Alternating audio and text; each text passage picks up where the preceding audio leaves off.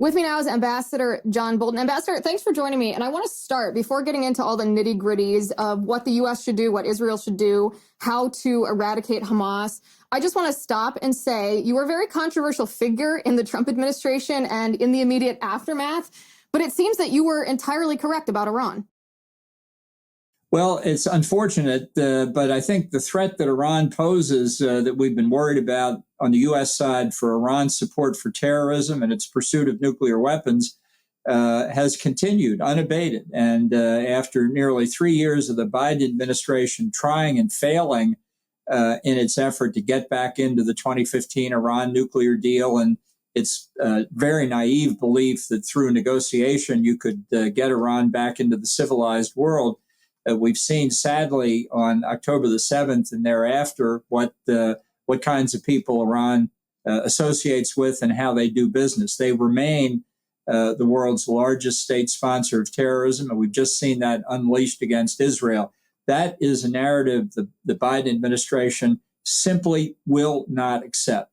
Because if they do, if they point the finger of responsibility at Iran, they'll have to take the consequences for the mistakes they've made over the past 3 years and the consequences, unfortunately, tragically, that we're now seeing displayed in Israel. Yeah, and I would maybe even categorize it as more of a mistake. Their deliberate appeasement of Iran played directly into empowering this. Ambassador, this is the burning question that I have for you. This is why I invited you on the show, because I identify as neither a neocon nor an isolationist. You've called for regime change in Iran, and here's my question for you. A lot of conservatives who might be opposed to the idea of regime change aren't opposed to it because in a vacuum they have a problem with toppling a state sponsor of terror regime.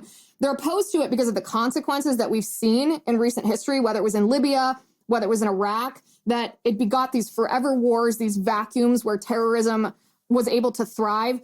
My question for you today is, how do you impose regime change on a country that arguably deserves it, like Iran, without it leading to one of these consequences that are not palatable to the American public, like a vacuum for terrorism or a forever war?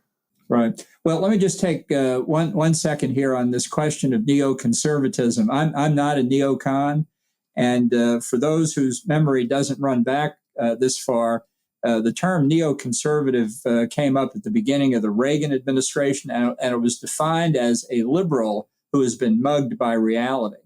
And all I can say is I've never been a liberal, so I'm not a neocon. I'm just a plain old conservative.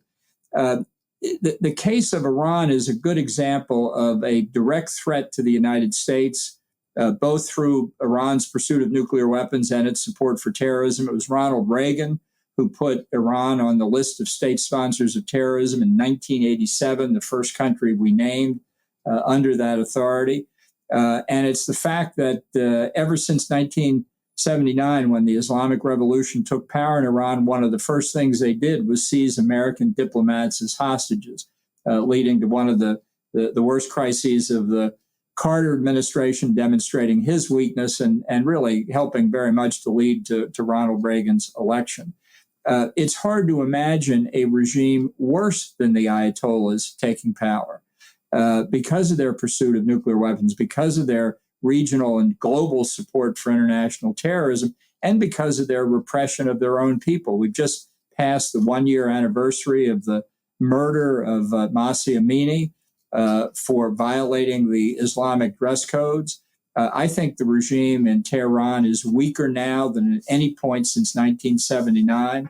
And I think that in this case, it's the people of Iran who are prepared to do the heavy lifting for us if we just give them the potential to do it, which includes reversing the Biden administration's loosening of the sanctions imposed on Iran after the Trump administration withdrew from the 2015 nuclear deal, and enforcing the other sanctions that are in place. This regime is weaker than people think, and I think the launching of the Ring of Fire strategy now speaks to the desperation of the ayatollahs. So this is not the point to negotiate with them or placate them or appease them. This is the moment to really apply the pressure.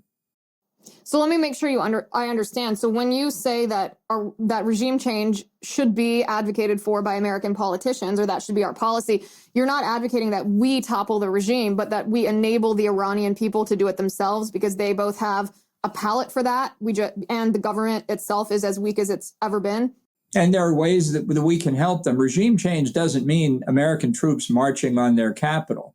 It can come about in a lot of different ways. We used to be pretty good at it. I don't see any philosophical reason in defense of America to do what we need to do to protect our interests. And this is not an abstract crusade for democracy. This is about protecting Americans and American interests.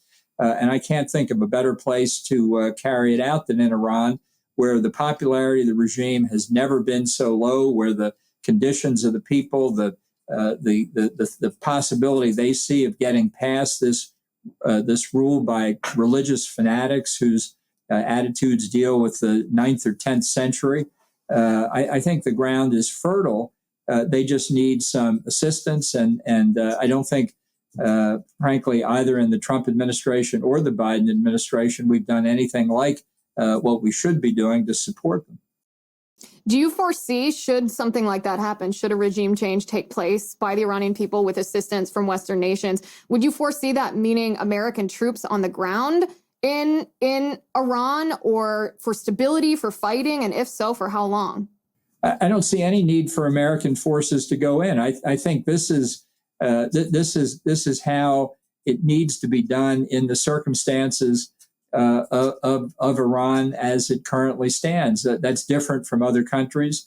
I think the Biden administration made a catastrophic mistake following Trump administration policy withdrawing from Afghanistan, where we may not have had a perfect situation by any stretch of the imagination.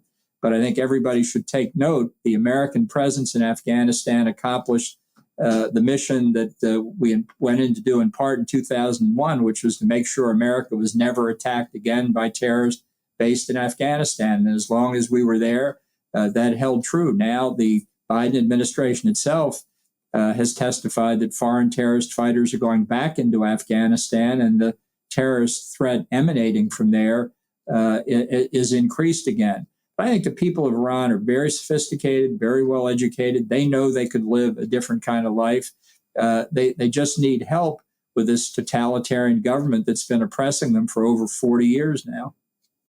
Let me ask you about specifically what happened in Israel, Hamas waging this horrendous terror attack against Israel. There's been limited reporting. We don't have a lot of information yet about whether Israel had intel that would have warned them beforehand. I know Egypt claimed that they warned Prime Minister Netanyahu that they had some kind of intelligence about something big that was being planned by Hamas in Gaza. Netanyahu denies this. In your analysis, can you give us your thoughts on this intel failure? I think a lot of people around the world were surprised, given Israel's prowess in the intelligence sphere, that an attack as large as this slipped by. Well, there's no doubt, both with respect to Israeli intelligence and American intelligence, this is a catastrophic failure. Not to have seen an attack of this size coming is inexplicable, not just for Israel, but for us, with all of the means we have. And I wonder just how much of that failure comes from our declining to focus adequately on what Iran was up to. Look, there's been reporting in the Wall Street Journal after the attack based on sources citing to Hamas and Hezbollah that Iran was very deeply involved in this. And I have no doubt about it. This is the strategic reality in the region.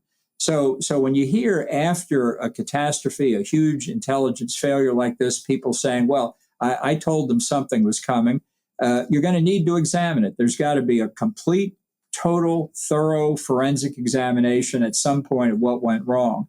But what we've heard out of the American intelligence community, the same kinds of after-the-fact statements saying, well, we said something was going to happen.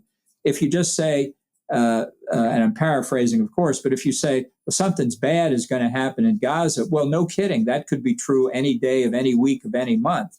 You have to have what we call actionable intelligence. It has to be specific enough and credible enough that people should take note of it. Now, whether the Egyptians had that, I don't know. I don't know what they've told the Israelis. it would be hard to believe that Shin Bet and Mossad and the other security services in Israel that do have extraordinary records missed this. But we're going to have to await the examination, and we should need it. And I think, honestly, in both countries, heads should roll here for this failure. Yeah, the red flag for me was when a spokesman of the Biden administration said there will be a time to analyze American intel failures, but the time is not now. That says to me that the time is certainly now to examine that we might have, or there might have been information that we should have known that we didn't had we been prioritized. Well, one reason to do it right now is, having missed this, the most pressing question for Israel and the United States is, what else have we missed? In other words, what other threats are out there that for whatever reason didn't come up in our searches, and that could be really a very urgent matter. Assessing blame for it can come later, but right now we need to know what else we should be worried about.